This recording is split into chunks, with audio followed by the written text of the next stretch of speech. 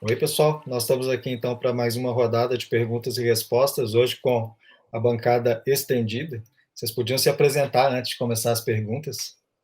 Me chamo Jordelei dos Santos. É com muita alegria que a gente está junto. E eu tomei a iniciativa para a gente já começar dando risada, porque todo mundo acredita que saiba quem é o Jordelei dos Santos.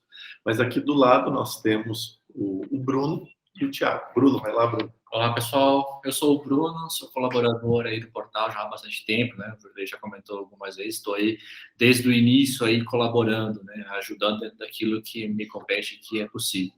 Estamos aí juntos hoje para mais um trabalho. Oi, gente, eu sou o Thiago, assim como o Bruno também sou um colaborador do portal, estamos aqui sempre trabalhando aqui nos bastidores, e é um prazer e uma honra poder estar à frente das câmeras aqui, contribuindo também com um pouquinho de conteúdo. Muito bem. Então vamos começar com as perguntas. A primeira é do Vitor Sete, uma pergunta bem curiosa. Se um mentor ele reencarnar aqui na Terra e ele não tiver realmente bem polido na moral, pode acontecer de ele ressurgir vontades antigas do espírito quando reencarnado, que antes como espírito ele não tinha? Maravilhosa pergunta, meu querido irmão. Veja que Hermínio de Miranda, em uma de suas últimas obras, ele é questionado exatamente sobre esta possibilidade, né? Sobre esta questão. E a questão levantada a Hermínio de Miranda era: o senhor reencarnando, quais seriam as possibilidades de recorrer aos erros? E este nobre espírito, que hoje é um dos pilares de nos trazer conhecimento, ele nos deixa muito claro dizendo que todos nós, inclusive ele mesmo sendo um orientador, hoje desencarnado, correria sérios riscos, sim, de entrar uma vez mais dentro dos vícios, dentro dos problemas trazidos pela humanidade.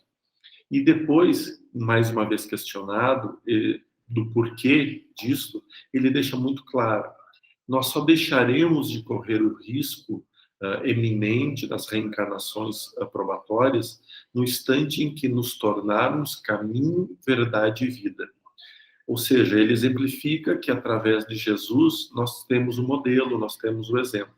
E quando passarmos a sermos verdade naquilo que falamos, vida naquilo que vivenciamos, e caminho para oferecer a outros percorrerem aquela mesma estrada, então nós nos encontramos por seguro nas correntes do amor e da paz. Então, sim, hoje qualquer espírito que não seja caminho, verdade e vida corre o risco de chegar aqui e, através das provações, do véu do esquecimento, ter tribulações e cometer erros aos quais já julgava ter superado. Então, isso sim. Eu tenho uma dúvida sobre isso. Veja, tem uma das leis universais, e do que foi passado também no livro dos Espíritos, é que o Espírito ele não regride, ele não volta para trás. Mas a gente pegar um exemplo, por exemplo, que a gente tem na mão aqui hoje, seria o Ekenas, né? Um mentor, né, que está com a gente.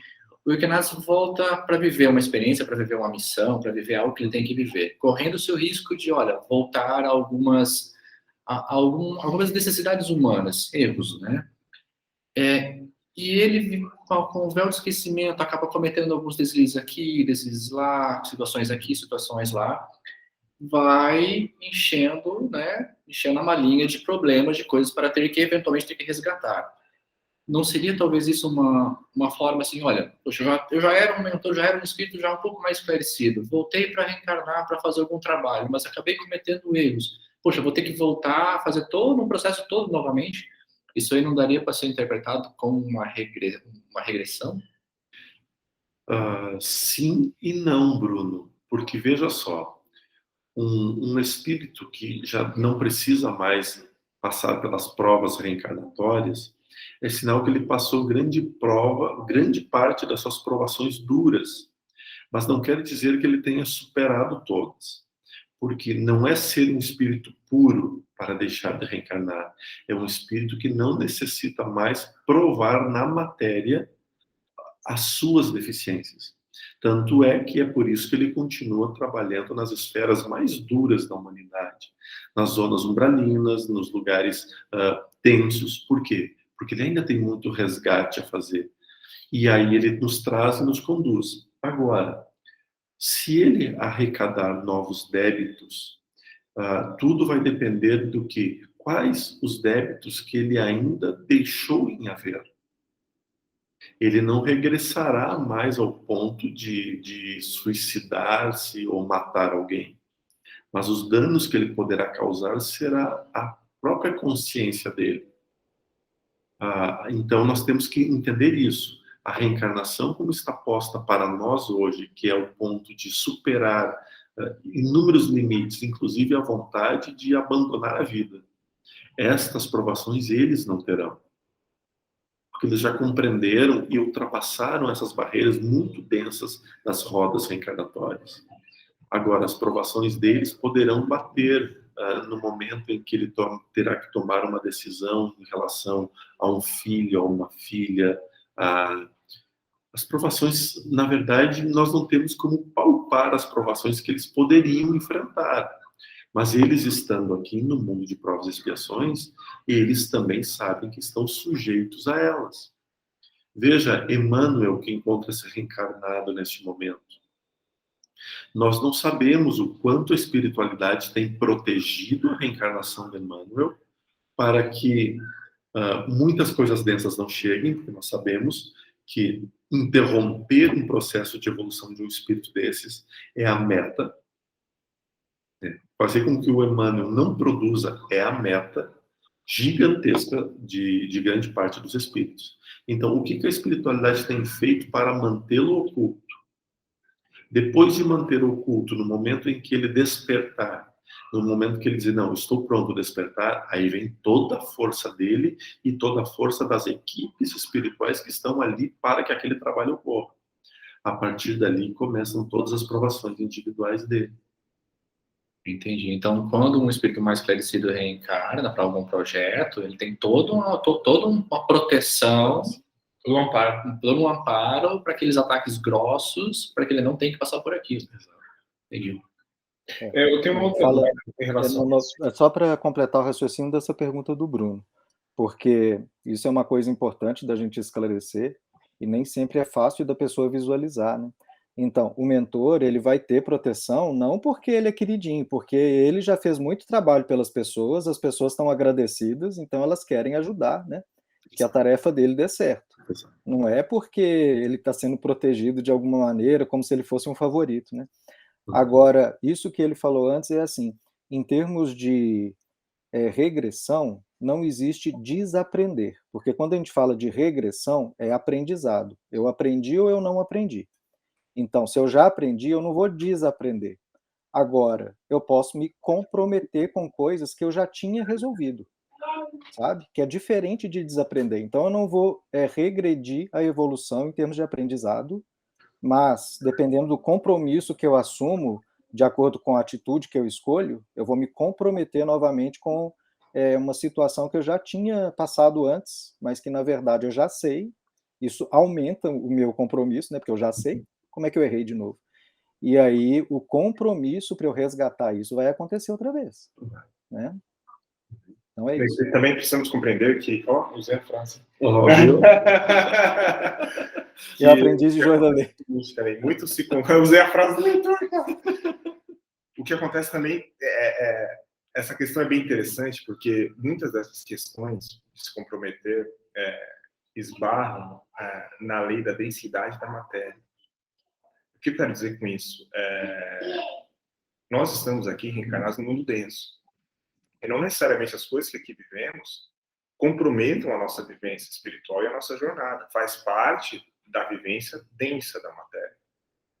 Tem inúmeras questões, como alimentação, comportamentos e afins, que fazem parte do jogo daqui. E isso não necessariamente compromete o espírito e a jornada do espírito. Deixar de comer ou deixar de ingerir alguma coisa não significa que eu estou comprometendo. Ele, como espírito, se ele tivesse a oportunidade, talvez, de não necessariamente comer, não comeria. Mas nós não vemos no mundo que existe a possibilidade de não comer. Então, inúmeras questões também estão relacionadas a isso, a vivência do mundo que nós experienciamos nesse momento. Né? A Terra é um mundo denso. Então, algumas experiências serão densas. Não tem como fugir disso. Agora, até que ponto isso compromete a jornada do espírito ou não? Essa é a minha dúvida. É que não compromete. Vejam que as dúvidas que nós colocamos na espiritualidade são as dúvidas que nós vivemos. Né? A gente coloca as nossas dúvidas sobre as costas dos mentores. Veja nesse exemplo que eu dei, por exemplo, do Emmanuel. O Emmanuel, ele vem com um amparo todo espiritual do trabalho que ele já realizou, ou seja, merecimento. Aí, ele, além do merecimento, ele tem toda uma equipe ao redor preparada para o processo do reencarne. Então, ele já tem 2 cargas fluídicas sobre ele. E ainda tem a terceira, que é a mais importante de todas. Nós 4 aqui, a gente ainda lê Chico, ainda lê Emmanuel, e a gente fica, aspas, babando pelo conhecimento do mentor. Então, a gente gera energia positiva e essa energia chega a ele como uma oração. Então, o embasamento energético que tem em torno de um espírito dele superar as suas provações mínimas, que ainda devem existir, né, é muito grande. Agora, o erro está em seguinte: nós acharmos que todo espírito esclarecido que vem à Terra é mestre ascenso. Isso não é verdade. A gente não pode confundir as coisas. Os seres ascensionados, eles vêm à Terra. Mas antes deles chegarem à Terra, vem um monte de espíritos preparados para formar o terreno para que depois eles possam vir. Então, a gente precisa separar essas coisas. Eu não sei se é um pouco por aí, né? Mas isso que você falou, Tiago, me veio na cabeça aquela passagem assim: muito será dado de quem muito recebeu, né? Muito será cobrado de quem muito recebeu. Então, se o cara é, por exemplo, um indígena que está vindo aqui pela 2ª, 3ª vez numa encarnação, e a tribo dele entra numa guerra, e para eles o instinto é matar o cara da outra tribo, né? É claro que o peso, ou o que vai ser cobrado, entre aspas, dele é muito diferente se um de nós resolve matar o vizinho porque briguei com o vizinho. Esse é o ponto. Esse é o ponto. Uma pessoa que mora, por exemplo, em uma região afastada, que necessita, por exemplo, da caça, a matança de animais para sobreviver e retirar o seu alimento é muito diferente. Uma pessoa que mora no centro urbano utiliza a caça como esporte. Procura entretenimento. Sim. Ou eu tenho... Cara, isso, por favor, quem estiver escutando, não me entenda mal. Mas a gente só está usando de forma alegórica a informação. Uma coisa é eu caçar para ter a cabeça na parede. Uma coisa é eu caçar para ter alimento para a minha família. São 2 coisas muito diferentes, né? A energia é a mesma, mas a utilidade da energia é diferente. E a mesma coisa se dá em relação aos nossos sentimentos, porque esse é o ponto fundamental das coisas. Uma coisa é eu ter inveja, ciúmes ou raiva de alguém. Outra, porque isso é um processo, um sentimento natural de todo ser humano, em desenvolvimento. Outra coisa é o que eu vou fazer com a raiva, com os ciúmes e com o ressentimento. São coisas diferentes. Então, nesse ponto é que nós precisamos trabalhar muito. Porque isso que nós estamos falando aqui o tempo todo em relação a perguntas, a dúvidas, a esclarecimento, nós estamos tentando fazer com que a vela interior nossa se acenda. E o acender esta vela é iluminar. E iluminar é reconhecer os problemas, mas saber como trabalhá-los. E assim é do pequeno para o maior. Assim é para a nossa existência, assim é para a reencarnação do humano. As provações deles, aspas, serão semelhantes às nossas, segundo as suas proporções. Ele terá as mesmas provações de âmbito humano. Nós teremos as nossas provações de âmbitos nossos. Aí vai do seguinte: qual é o nível de fé que nós desenvolvemos? O nível de fé já nos mostra a ligação que nós temos direto com o plano espiritual. Então, teoricamente, e eu abro aspas, protegidos. E protegidos não é blindados, é protegidos. Porque nós temos que também tirar esse conceito de, ele é protegido por Deus. Não, ninguém é protegido por Deus. Ou todos somos. Ou todos somos, ou ninguém é. É simples assim. Muito bem. Uma pergunta mais simples e que é recorrente, mas a gente ainda não respondeu no Perguntas e Respostas. Bom dia, Jorge. Tem algum problema assistir e realizar o evangelho no dia seguinte? É uma pergunta da Jaqueline Hedler. Jaqueline, existe um problema sim. O problema é em tu não fazer. Seja no dia seguinte, seja uma semana depois, seja um mês depois, seja um ano depois. O problema vai ser se tu não fazer. Mas não é o evangelho no portal. Veja só. Claro que vai ser muito lindo a gente poder juntos orar. Não tem a menor sombra de dúvidas do quanto isso será bom para todos nós. E eu não estou falando do canal do YouTube, eu estou falando de nós, energia pura. Né? O portal é apenas onde está a plataforma, onde está a oração, onde está o trabalho. Eu estou falando exatamente de energia, de vibração. É lindo que nós podemos fazer juntos. Imagine, minha querida Jaque, 12 horas depois do Evangelho, que está tendo uma média de 300 a 400 mentes vibrando juntos, um propósito único, 12 horas depois chega a 1.200. Quer dizer que essa energia se propaga a 1.200 casas, a mesma energia, a 1.200 famílias. Daqui a pouco a 2.000, daqui a pouco, não importa o número. Importa que quanto mais gente vibrando na mesma fonte de energia, mais intensa ela se torna, mais forte ela se torna, mais estruturada ela se torna. Então, quer dizer que no instante que você, em vez de folhear o livro do Evangelho, você resolve abrir o seu computador, o seu celular, e escuta a oração ali proferida, escuta a mensagem ali proferida, você escuta os comentários ali proferidos, você está trazendo toda aquela informação para a sua casa. Talvez, e eu vou ressaltar pela terceira vez, talvez, se tiver uma caixinha de som, possa dar um resultado um pouco melhor do que fones de ouvido. Por quê? Quando nós fazemos o evangelho de forma audível, nós estamos atendendo aqueles irmãos que nos rodeiam. Não é porque somos espíritos que nós somos dotados de percepções telepáticas. Não. A telepatia é uma força energética construída e conquistada no mundo espiritual. Nem todos possuem. E a prova disso está aqui. André Luiz não a tinha, até sair de nosso lar e preparar-se para suas novas tarefas. Muito bem explicado na obra Mensageiros, recomendo a leitura. E após isso, a expansão de André Luiz, ele começou a ter as percepções telepáticas. Mas nós estamos falando de um espírito que viveu numa cidade umbralina extremamente esclarecida como nosso lar e começou uma tarefa para desenvolver. Agora, nós estamos falando com os espíritos que nos rodeiam no dia a dia, cercados dos mesmos problemas que nós, vícios, dores, aflições, medos, angústias, ciúmes, reticências. Esses espíritos não têm como ter a telepatia desenvolvida. Então, o som audível que chega até nós, chegará até eles. Esse é o único, porém, que eu deixo uma interrogação que deve-se fazer um teste. Faça um dia com, um dia sem. Agora, se tu me perguntar no outro vídeo, Jordelei, quando eu fiz com fone, foi tudo uma maravilha. Quando eu fiz com volume alto, nossa, deu tanta confusão na casa. E aí eu já te respondo a pergunta antecipadamente.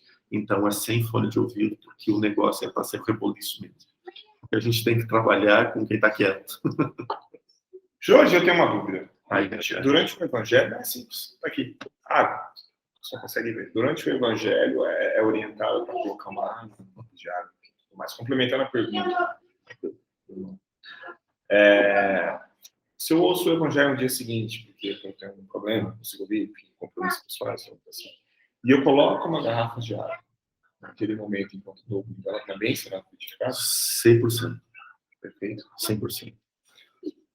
Tudo que está ao meu entorno, veja que o corpo físico, pelo menos 85% do nosso corpo físico é formado de água. que eu não sei se é 85, mas é a mesma proporção do planeta Terra, é a proporção orgânica. O planeta tem tantos por cento de água, então aquela mesma proporção o corpo físico terá de água. Então, no instante que nós energizamos através da oração, nós energizamos toda a água que existe em nós.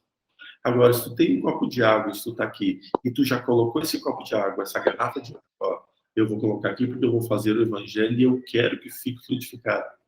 Veja a ordem que tu deu. Eu quero que fique. Ela ficará. Feito. Então, não importa Não importa. o momento que eu faço. O importante é que eu faça. Sim. Faça sempre. Tá. Eu acho que isso corresponde a uma dúvida que eu ia perguntar também, que pode ser a dúvida de outros, mas eu sempre digo que o óbvio precisa ser dito. Veja, a gente sempre fala que quando você tem um compromisso com a espiritualidade, com a oração, com o evangelho, você tenha um dia, um momento reservado para aquilo. Porém, no dia a dia, né, no corre-corre, a gente não tem aquelas... na terça-feira a gente está lá disponível. E eu vou fazendo de forma aleatória no meu mês. Às vezes eu faço de manhã, de tarde, de noite, no sábado, na terça, na quinta, na segunda.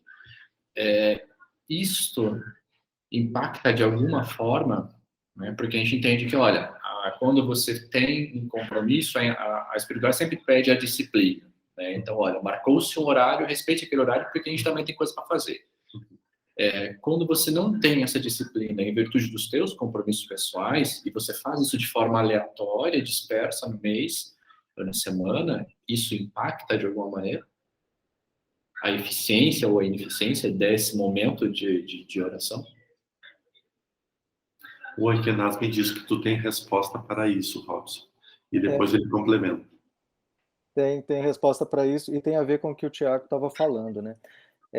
Você imagina, por exemplo, que você está assistindo a gravação de um músico que você gosta muito.